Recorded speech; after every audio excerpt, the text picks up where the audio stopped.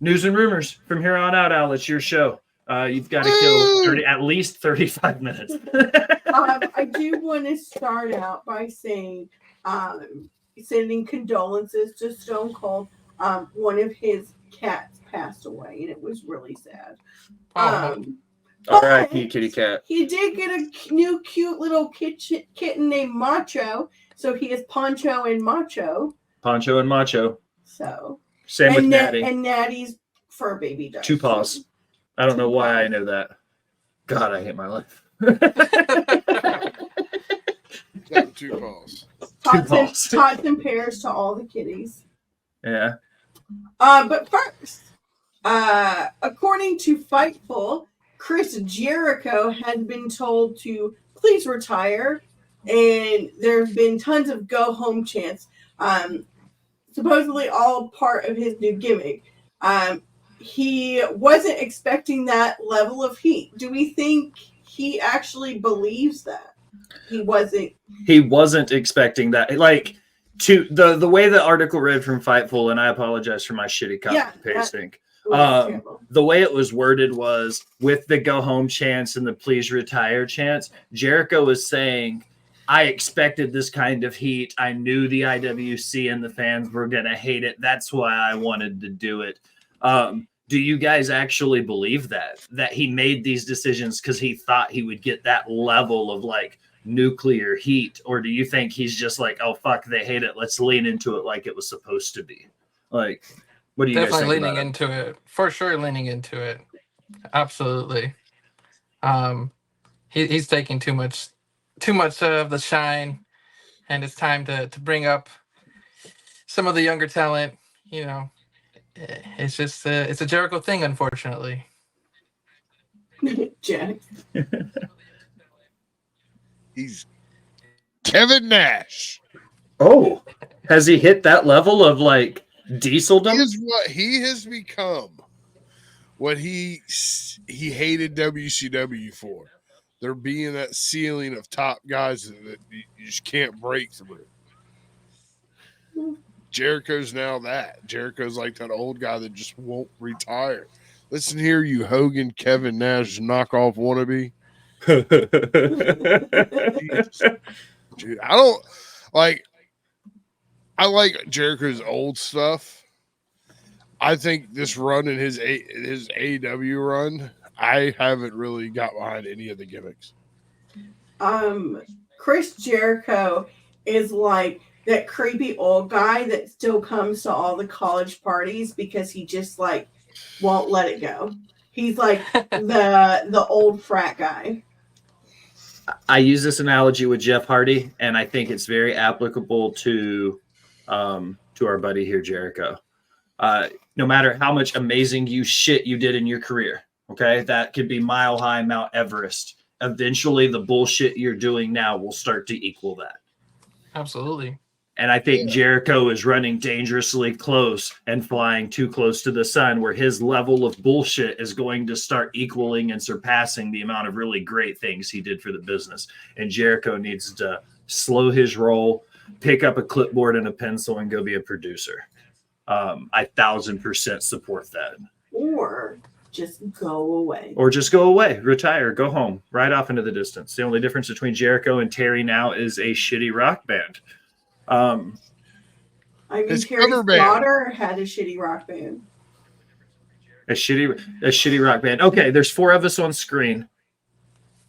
Has anybody ever listened to any other Fozzy besides the Chris Jericho entrance themes? No. I have. I mean, I've listened to a couple of their shit. Listen, I may or may not have every Fozzy album on my Apple Music. Why would you announce that on air? We just lost followers because of you. God, Will. They're not that good. There are a few songs that are pretty good. A few songs that are pretty good. You think so? I'm down that there's some good stuff. I just don't like it. Nicole's laughing at you. Scowls is canceling his. No, you're not, Scowls. The early Jericho is good. The early Fozzy? Is that a thing? Have they been around long enough to say early Fozzy versus now? Yeah. I don't know. I've been I around think. Don't you tell me what I can and can't do. my mom. Some trademark news. WWE has filed trademarks for a new show, WWE Vault. I'm assuming that this is probably some sort of documentary show about like all the shit that they've been collecting during the Lost Treasure show. It would be awesome. That's my speculation, but maybe they're going to do a match in a bank vault. Who the fuck knows? It's going to be like an escape room match. An escape room match actually isn't a bad idea, Al.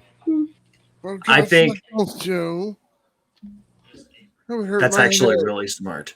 Does somebody have a TV on in the background with the show playing? I had it once. Let me turn it down. Okay. I just started to hear an echo. I just wanted to make sure. bad. Scout says, no, it's fine. I wanted to make sure it wasn't anything on my side. Scout says that would be awesome. It would be cool. Come on.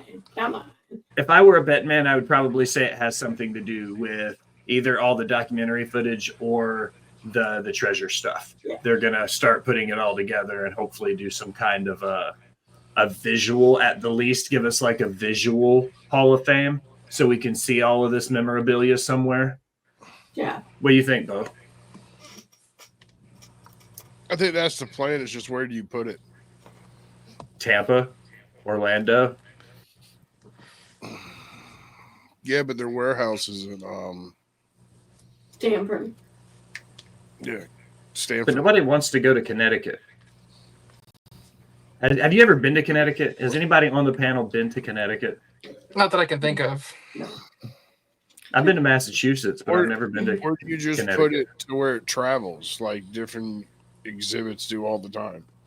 Ooh, so you could rent out like the Fisk Museum here in Nashville does that, where they'll rent out the space and do like entire exhibits dedicated to an artist. So you're saying do that then, like rent out huge spaces and just bring all the gear, like cons. Yeah, that makes sense. No, What'd you give me that weird look for? Like they'll come to the fairground and they just Frisk, not Fisk. I realized I missed. No, it's fine, but like the thought of like WWE like putting their shit in like an art museum, like the fact that you use that as the example is funny. Like, it's fucking art. What do you want me to say? I think that's what they should do. I think they should have a permanent location, to be honest. yeah, I agree. That way people could actually go visit. I mean, don't they kind of have one in Saudi right now? Yes. They've got the WWE World or whatever it's called up over there. That's why we got gypped at the Royal Rumble. You do not get me started. Bo, how do you feel about that? Knowing what you had the year before and then what happened in Tampa. Uh-huh. You mad? You mad about it, Bo? I went to the Rumble in San Antonio. They had fucking Macho Man's helmet from the monster truck. They had Dusty's gear. They had Kurt's gear, Edge. They had all this shit. I go to the Rumble in Tampa, and I'm telling everyone, man, about last year's Superstore. They had 3 items. 3 collectible, like 3 historical items by the register is all they had. I was pissed. That's lame. What'd they have? A Bret Hart jacket, I think. Yeah, they had a Hart jacket. Big John Studd star pants, the white and the white pants with the red star in his boots from Royal Rumble 2 when he run the Rumble that year. Bret Hart's gear from the year he won, and then Ultimate Warrior's gear for some reason, but Warrior never won a Rumble, so it didn't really make sense. At least I don't think you can correct me on that, but I'm 100% positive he didn't win a Rumble. It's not supposed to make sense. It doesn't. They just put Ultimate Warrior shit out there because, WWE. What's next on your list there, Al? WWE has changed the experiment of starting premium live events at 7 p.m. Eastern, according to WWE Insider. The site also says that the move to Sunday, UFC boss Dana White recently spoke out Might not necessarily be for all WWE shows. It could just be for the occasional TKO weekends where they run Power Slap, UFC, and WWE in the same city. Please don't put pay-per-views back on Sundays because I like them on Saturdays. Bo, you go to a Power Slap show with me? Fuck yes! I'm sorry. I know it's dumb. I know it's not safe. I know they're stupid. But I love watching idiots. Yeah, watching dumb people do dumb people shit is one of my favorite things. These guys stand there and go, "Hey man, I want you to slap me so hard that you give me like a severe brain concussion. You give me CTE and then I'll give it to you back. Deal? Okay, good. Let's go." Like, what the fuck is this?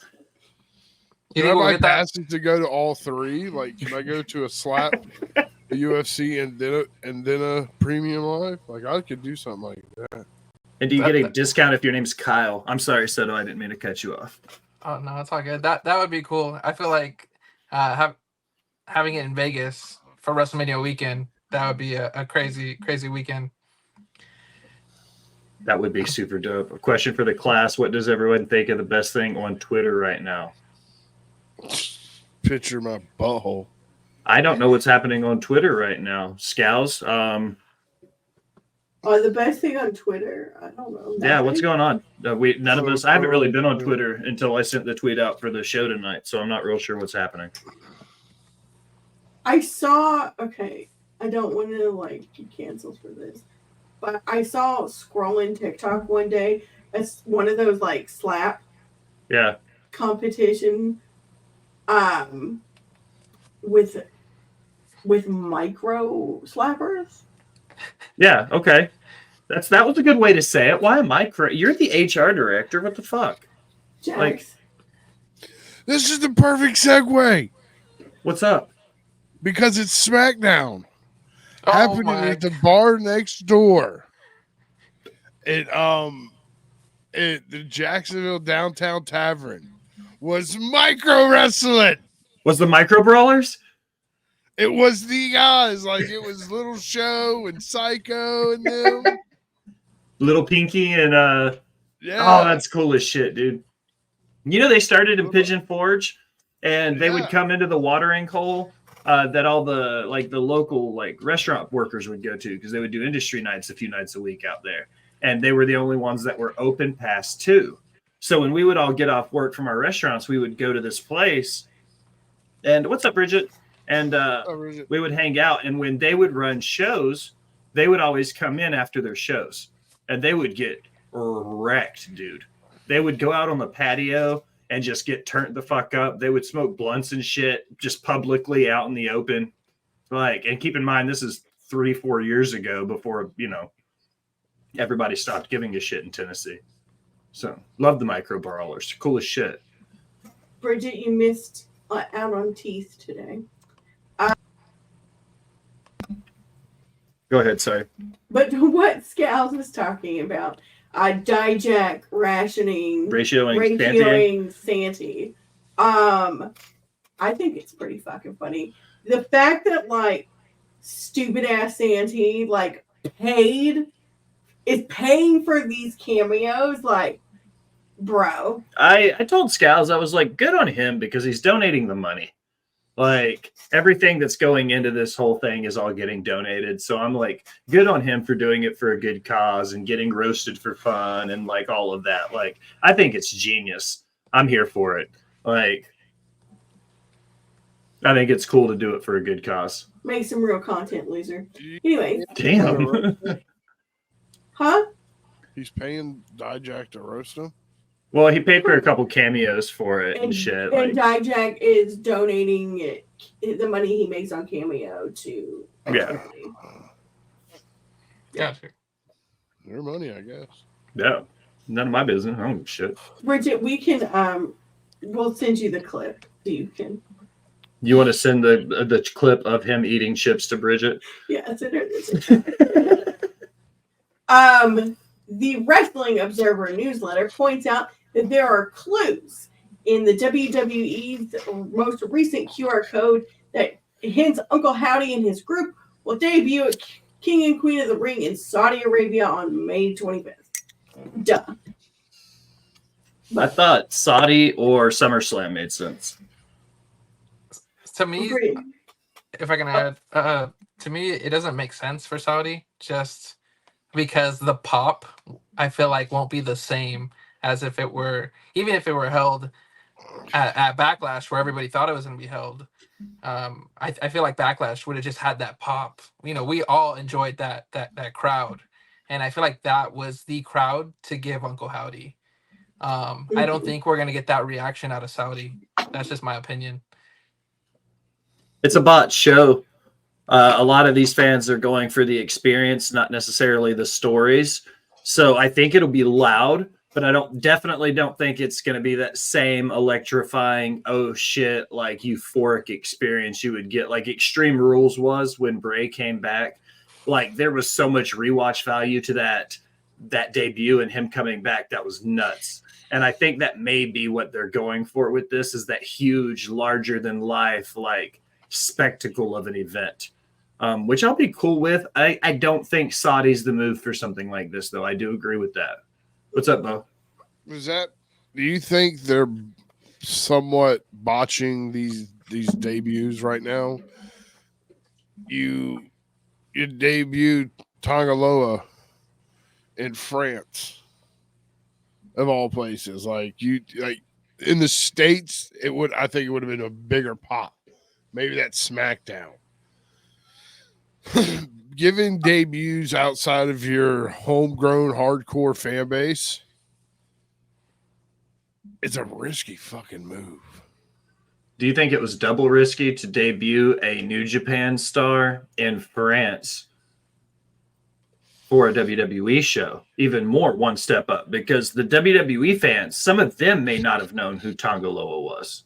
Some of them may not have known who Tama Tonga was, because some American fans just don't watch New Japan, and that's okay. But do you guys think that like it was doubly rough because they did it in France? Like, because some of those French fans may be 2 or 3 degrees of separation. Some of them may genuinely not even know New Japan exists. You know what I mean? Like, I just don't think he got the reaction I was hoping he would have got. Honestly, I agree with that. When I saw it, I immediately thought it was going to be Jacob showing up. I had no clue that it was going to be Tangaloa showing up. He wasn't even on my bingo card, to be honest. Yeah, he wasn't on my list either. AJ says, look at Kairi Sane last year at Crown Jewel, a perfect example. It was a very lackluster debut. He also said that he has a theory that Jey Uso and Uncle Howdy are going to be the first feud because of the Fireflies, and I think that is a very viable option as well, AJ. I would say that as a betting man, I would say Jey Uso would be my bet for Uncle Howdy's first feud. Especially he went off on Twitter saying he was the yeeter of worlds. The yeeter of worlds and all of that. I think they're definitely building to it being Jey Uso and Uncle Howdy at SummerSlam. If I were to put money on it, I think that would be the case. Are you drinking cheer wine, Bo? Mm-mm. Oh. Check.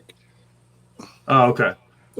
It looked like a cheer wine. I was like, where the fuck did you get cheer wine from in 2024? Cheer wine in the store. Do they? Yeah. I'm thinking a Tab. That's what still sold. Is it? Tab still. You can get Tab at Winn-Dixie or Publix. Really? Huh. Yeah. I thought that was something only my grandmother drank, to be honest. Also from Daddy Meltzer, WWE has talked about holding the first SmackDown episode on USA Network in Seattle and surprisingly plans to load up the show. USA will make the entire week leading up to the show on Friday, September 13th, WWE themed by showing movies starring The Rock and/or John Cena and Peacock's recent Bray Wyatt documentary in primetime. Can we talk about how they're premiering SmackDown on Friday the 13th? I think that's low-key kind of a baller move, though. That's cool. That's when you do it. That's when you do it. I have family in Seattle, so maybe I'll just fly over there and go to that show. USA is also kind of stacked. like going into Q4 of this year, starting in September, and then in October, getting Raw and SmackDown and universally holding like the main roster of WWE on your channel 2 nights a week for 3.5 months, like that's kind of stacked. Like USA, and they made out too. That last 3 months of Raw for $25 million, and it's ridiculous to say something like $25 million is a still, but like when you see what Netflix just paid for it, exactly. You know what I mean? Like you have to look at the broader picture. Yeah, they got a still for those 8 episodes or whatever it ended up being. They're going to do on USA with SmackDown. I'm here for it, though. You debut Howdy Friday the 13th. So you want to wait all the way till October to debut him? Sure, you think the fans got September? So still, that's another 4 months away. That's a long summer of QR codes and 16 weeks. Me breaking down QR codes every week is sometimes twice or 3 times a week is a lot. I'm trying to give people content. Having to watch an hour-long random creepy Twitch stream, that was something the other day. When did that happen? You were telling me about it. Thursday, yeah. Sorry, Soto. Go ahead. No, I said I'm not going to complain. Those QR codes are some of my top hitters lately, so I'm not complaining. For what it's worth, and we all know what's happening, Eric Rowan has been seen at the WWE Performance Center. Just, oh my God, I'm so surprised. They're getting him back in ring shape, WWE style. Oh my I can't God. wait for it. He's one of those people that I don't think should have ever left WWE in the first place. Eric Rowan was a rock star. He looks like a WWE superstar. He works like one. He's not the best on the mic, though, so if they put him with somebody who can talk, that'll be the biggest thing. I'm excited. I think it'll be good. I'm also on the fence because I really hope they don't butcher what Bray has done. Yeah, I don't know. There's rumors about bringing the Fiend back and all that. Obviously, they're just rumors. Anything can happen. Hopefully, they don't touch the Fiend. I love the Fiend, and I'm okay with not seeing him on screen again as a character. I think that we don't need the Fiend to come back. You know what I mean? It's not going to have that same lore with us knowing what happened with Bray and then seeing Eric Baker? Is that his name? The guy who made the mask and all of that, seeing that in the documentary and the final Fiend costume. Like if we ever saw that costume, it wouldn't mean what it was supposed to mean. You know what I mean? Like to me, at least as a fan, I don't think there would be any point to give us the Fiend back. Use the Uncle Howdy stuff, start from there, build off of that. There's no need. That's just my opinion on it. Unless there was a super heel to go up against him and then use that Fiend character against, Bo Dallas's character, I think that would be perfect. Kind of how, who was it? I think it was JBL who played into Eddie's death all the time. And even was it Randy Orton? I think he started attacking.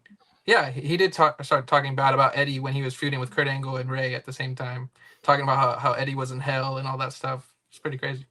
They leaned real heavy into that. That surprised me. I was an old Will by that point, like out of college and stuff. What's up? Mike just resubscribed on Twitch. I appreciate that, brother. We've got an episode of Botched Spots and Chair Shots After Dark tomorrow night. Ooh. So that'll be fun. What's up, Mike? What's up, everyone? Mike, drop in the chat. What are we covering tomorrow night? You're running on a Monday night? Nope. Tuesday. It's going to be on Tuesday. Thank you for that, Bo. You're welcome, sir. Random, but Soraya will appear on an episode of Catfish this season. Yes! The MTV show or the Bill Dance special? The MTV show. Oh, okay. Is she going to be hunting them down? Sorry. God, that would be cool. Like, what if she's helping hunt the catfish? I bet it's somebody like pretending to be her. Oh, that makes sense. Or pretending to be Ronnie. Nah. Ooh, nah. Maybe. I don't know. He's very open about his stuff, so it's kind of hard to pretend to be him. Jesse Ventura claimed to WABC 77 Radio's Frank Morano, no free shoutouts, that he is in negotiations for WWE for a Legends deal. Do we think that that's actually real? I feel like if it was, he wouldn't be able to talk about it. Who?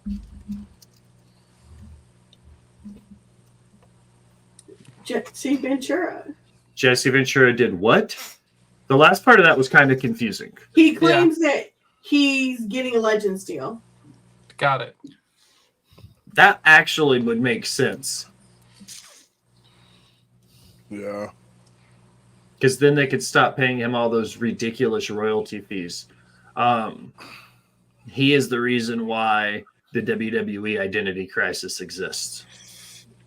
Because they didn't want to continue to pay him royalties, but because he used his real name, they couldn't like copyright it and everything. So they couldn't own his likeness. That's why they started making everybody change and only recently stopped making people. You see Tama Tonga and Tonga Loa and these guys, Jade Cargill, some of these people showing up in the business without having to change their names now because WWE's kind of become a lot looser on that. That all started with Jesse the Body because they didn't want him to do things like the Predator movie or his original video game, which people forget about in Sega because WWE was like, we want to put WWE on it if you're going to do a video game. And he said, no, you're not getting your cut. I paid for it. I financed it. This is my game. And from that moment on, WWE, that's when all the really hard, like you have to go through the company and you have to get like, that's when that all started. So thanks, Jesse the Body. Useless history lesson for you.